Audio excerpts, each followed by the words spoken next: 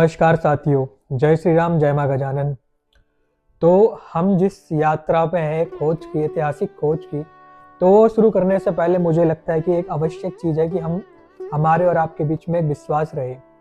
तो मैं आज आपको अपने बारे में कुछ बताना चाहूँगा। दोस्तों, मेरी पूरी स्कूलिंग दिल्ली से हुई है। मैंने दिल्ली के केंद्रीय विद्यालय जैसे अच्छे स्कूल जो माने जाते हैं वहाँ से अपनी पढ़ाई करी है। जिन लोगों को नहीं पता केंद्रीय विद्यालय कौन से होते हैं, मैं बता दूं कि केंद्रीय विद्यालय को ही सेंट्रल स्कूल बोला जाता है।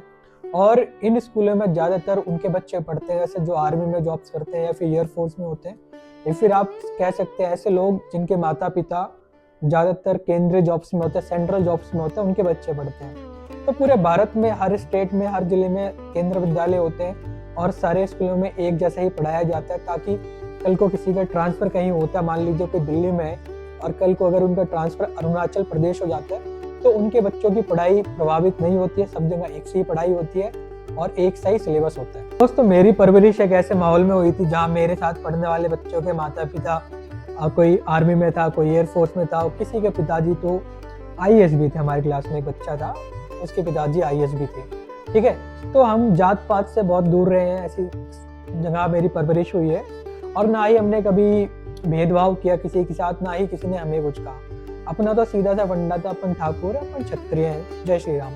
तो आगे बढ़ता है। फिर उसके बाद मैंने 4 साल की बीटेक भी करी है कंप्यूटर साइंस से, और फिर मैंने 2 साल की एमटेक भी करी है कंप्यूटर साइंस से। तो देखा जाए तो 12 साल स्कूल के, 4 साल इंजीनियरिंग के, 2 साल एमटेक के, लगभग 18 साल मान लीजिए मैं पढ़ाई और अध्ययन के फील्ड में रहा हूँ। पर मुझे हमेशा से हिस्ट्री में काफ़ी इंटरेस्ट था। मैं जानना चाहता था कि इतिहास के बारे में। मैंने काफ़ी फिलॉसफी की किताबें पढ़ी है, मैं अध्ययन करता रहता हूँ। फिर मुझे लगा कि क्यों ना मैं अपनी ही जिस कास्ट से मैं आता हूँ, जो हमारा कांगड़ क्षत्रिय है, उसके बारे में पढूं। हमारे देखिए कांगड़ क्षत्रिय राजवंश के बारे में ज़्यादा कुछ इतिहास में है नहीं। अरे हम जिस जाति से आते हैं, हम जिस राजवंश से होते हैं, जिस वंश से होते हैं, हमें को लगता है कि हमें उसके बारे में पता होना चाहिए। अब देखिए, जो भी कारण रहा हो, हमारी कास्ट, हमारे कांगड़ क्षत्रिय वंश के बारे में थोड़ा कम ही लिखा गया है। पर जो हमारी आने वाली पीढ़ियां, उसे हमें एक अपना गौरवशाली इतिहास बताना है। हम नहीं चाहते कि जो हमारे बारे में गलत सलत लिखा गया है वो उनको हम विरासत में दें। तो हमें अपने गौरवशाली इतिहास को अपनी आने वाली पीढ़ी तक भी पहुंचाना है। तो मैं फिलहाल एमए हिस्ट्री का छात्र भी हूँ। मैं एमए हिस्ट्री में अध्ययन भी कर रहा हूँ, और आने वाले समय में अगर जैसी कंडीशन रहती है, सिचुएशन रहती है, माई की कृपा रहती है, तो मैं आगे पीएचडी भी करना चाहूँगा। और हमारे जो कांगड़ क्षत्रिय राजवंश है, इसके ऊपर मैं रिसर्च भी करना चाहूँगा। रिसर्च पेपर भी पब्लिश करूँगा आने वाले टाइम में।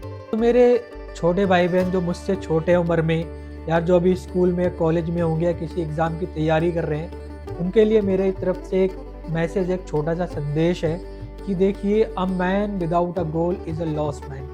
तो आपके जीवन का कुछ लक्ष्य होना चाहिए। अपनी जीवन का एक एम बनाए कि आप क्या हासिल करना चाहते हैं। कुछ तो आपने सोचा होगा। अपना गोल हमेशा बड़ा रखें कि भाई मुझे ये करना है। क्षत्रिय होने का मतलब ये नहीं है कि आपने नाम के पीछे ठाकुर लिख लिया या आपने 1-2 हवाबाजी वाली रील लगा दी। नहीं, क्षत्रिय होने का मतलब है लड़ाकू।